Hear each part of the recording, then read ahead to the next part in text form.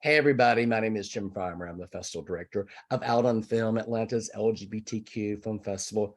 This is our 35th year and we have some amazing programming for you in store. One of my absolute favorite films this year is called Sissy. I saw it this summer and I've been geeking out ever since, watching the trailer every week, telling all my friends, and we're going to be showing it here in Atlanta, and we'll have the producer, Jason Taylor, join us for that screening. That screening is Saturday, September the 24th at 9:30 at the Midtown Arts Cinema. But I have a special treat beforehand. I get to speak to some of the principals as well. So joining us this morning, well, at least the morning time for me, is the co-writer and co-director, Kane Sinis.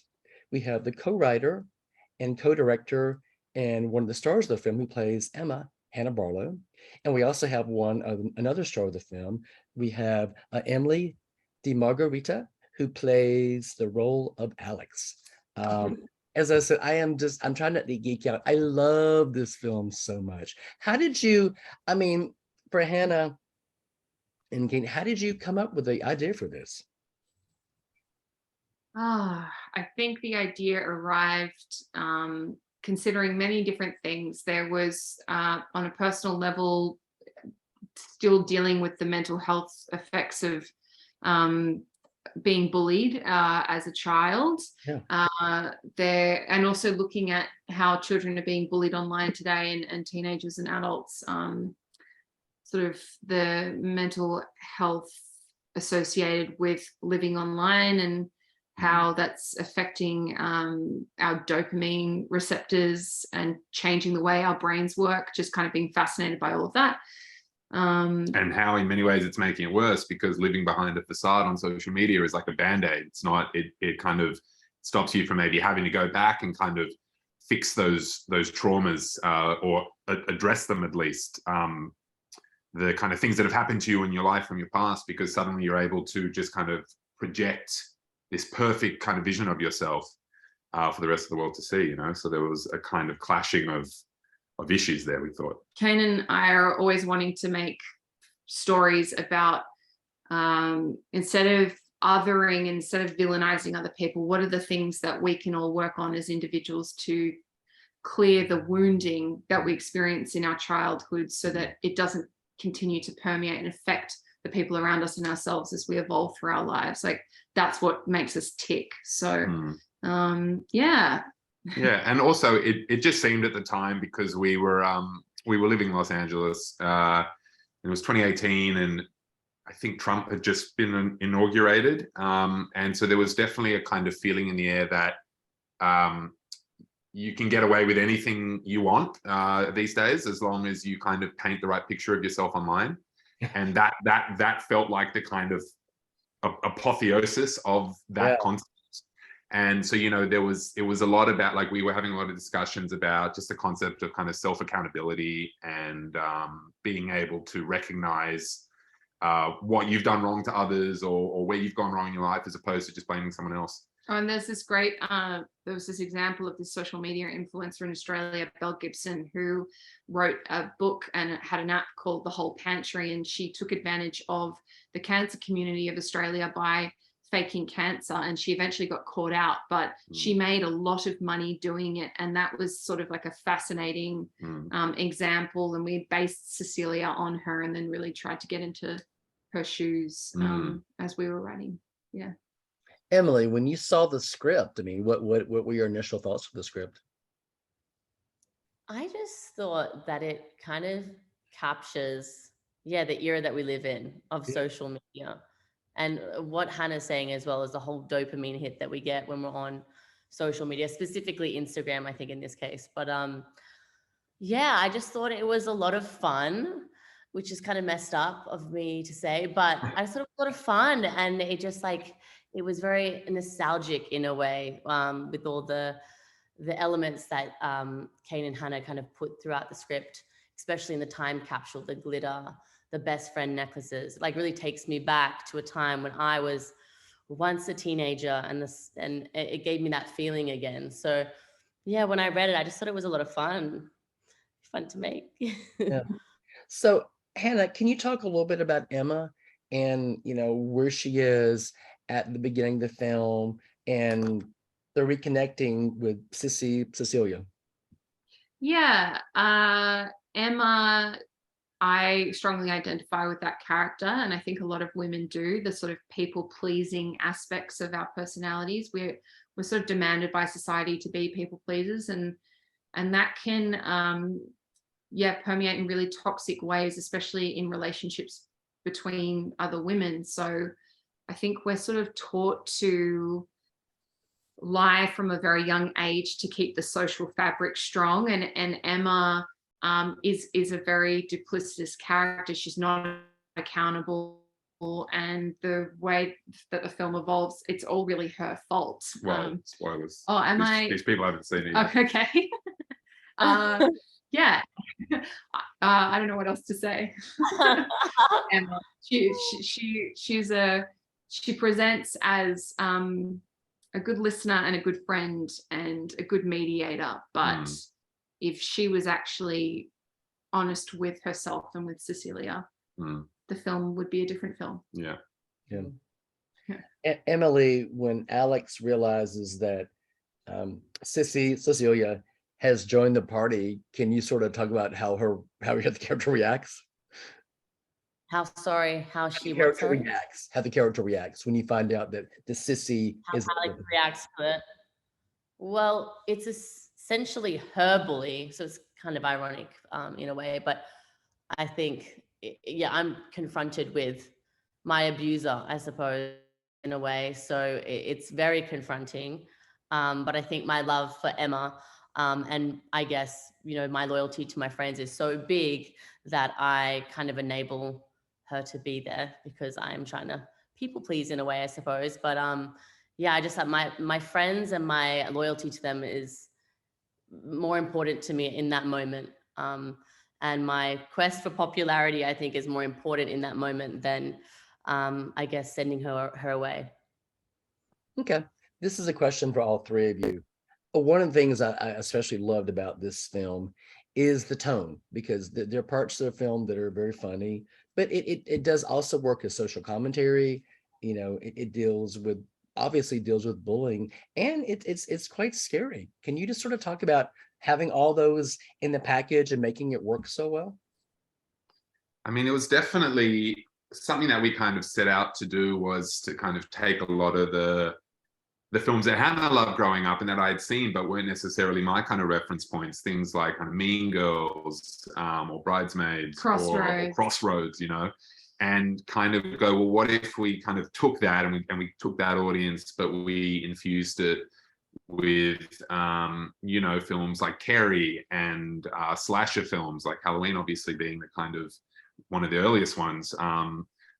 Friday the 13th franchise. I've always kind of loved these horror franchises and sequels that kind of seem quite schlocky to a lot of people, but there's just a real kind of love for filmmaking in them, I think, and they're quote unquote horror, but they're fun, and in a way you root for the killers, the campness kind of asks you to root for the killers. Like Jason Voorhees is more famous in any of the Friday the 13th films than any of the kind of interchangeable victims in any of the movies, right?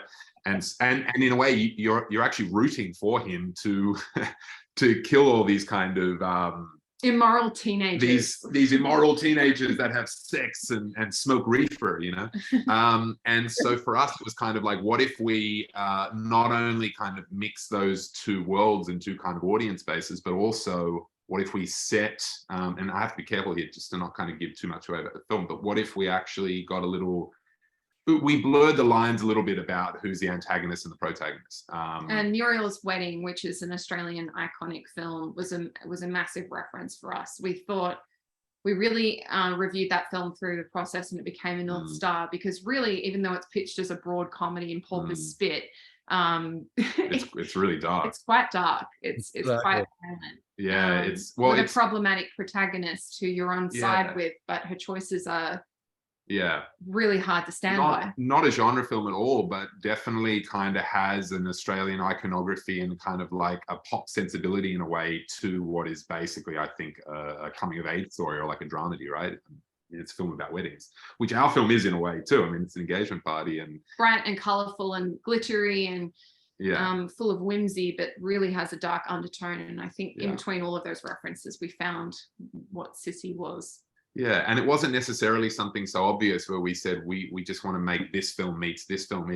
We couldn't, especially in Australia, we couldn't really find necessarily a kind of obvious reference point. I mean, a film that we looked at quite closely was, well, one that we kind of saw was trying to do the same thing was The Loved Ones, Sean Byrne's film from I think 08 or 09, which, you know, which we but like, again, still definitely kind of goes a little darker in terms of kind of what you're used to seeing out of like Australian horror. But I think it's brilliant. But we kind of wanted to make something that was a little more of a kind of, I guess, a horror comedy or a comedy horror, depending on how you look at it. That still felt grounded. Like, theoretically, this could all still happen, and that was something that was important to us. Is like, as fun and entertaining and somewhat kind of silly as it might seem at points, it theoretically could still happen. Okay. Yeah. Emily, you mentioned earlier, you're talking about the world premiere at South by Southwest. And I mean, I read all about that. So congratulations. It sounded like that was an amazing screening. So congratulations. But what was that like? You know, what's it like being at a festival like South by Southwest and unveiling something like this and having such immediate reaction? Well, South by Southwest was amazing. We all went together, so it was amazing. And it was the world premiere, so it was incredible. And Texans are amazing, so we had a blast. We've experienced many amazing audiences as well. To be honest, we've gone to South Korea as well. We've been to where else have we been, guys? We've been to Edinburgh. We've been to London. We went to Belgium, and they have an amazing audience there where they are so vocal. So that was fascinating to me because it's so interesting experiencing it with different audiences. But this particular audience would like, they would, you know, if they didn't like it. And they would also terrify you in the audience because they have these loud screams that they have. Just like they'll randomly yell in the audience to terrify you. And it's like, what is going on? But it was really fascinating. They really highlight the tropes. So it was fascinating to experience that with different audiences. But particularly South by Southwest, it was incredible. They have a very, they're very kind of like genre cognizant, I would say. They for a very kind of mainstream festival like South by Southwest, like, it's not known as just a genre festival. It's a broader thing than that. But the Midnighters sections, specifically those 10 or so films that play, the people that show up for that really kind of know their horror films, and they want to see something different. And so I think they probably just related to the, like you said, the kind of bizarre tone of this one. Yeah. Kane and Hannah, you know, there's some, you know, without giving any spoilers away, there are some creative deaths in this film.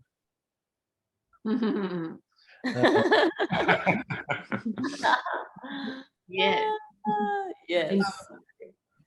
Very messed up. Yeah. You know, I want to talk to you a little bit about the main actress. Is her name Aisha D? Aisha D. I mean, she walks such a fine line here because, you know, when the film opens, your sympathies are kind of all with her. As the film progresses, you're like, oh, okay, maybe there's a lot more to this character than we didn't. But can you sort of talk about, you know, the depth of that character? And I was talking to Emily earlier, all the characters in this film are just so complex. You know, they have complex relationships with each other. But can you talk especially about, you know, the character of Cecilia and all of her complexity?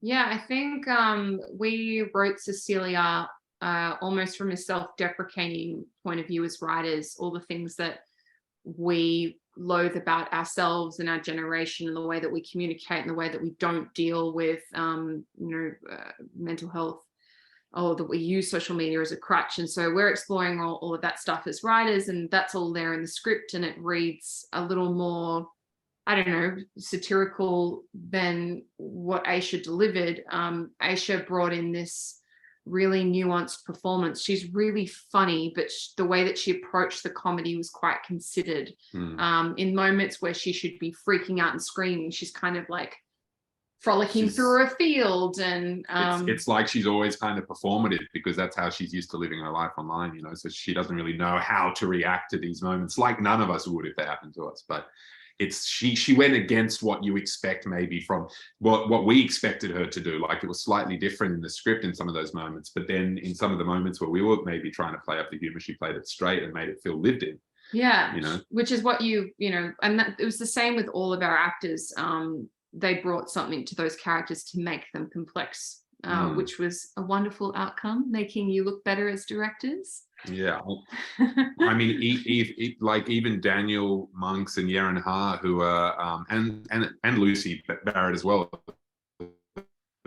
were more of the supportive, more of the kind of supporting roles in it, but they really kind of had these, like we had these long chats about who their characters are and a lot of emails back and forth, and especially with Daniel, who was a friend of ours way before we even kind of wrote the script, so we were able to kind of write it for him, but they just got so invested, and no line was too small to kind of add something to, and it probably just had something to do with the fact that they all related to it, because this is at like you said, it's our generation, and it's how we are with our friends, and maybe they just don't always get to kind of necessarily play films where they're a group of friends that all have histories together and know each other, and so that kind of adds a lot sometimes. Yeah, they definitely help to create that the line between it being a dark satire, but then also camp and fun, which is what we wanted.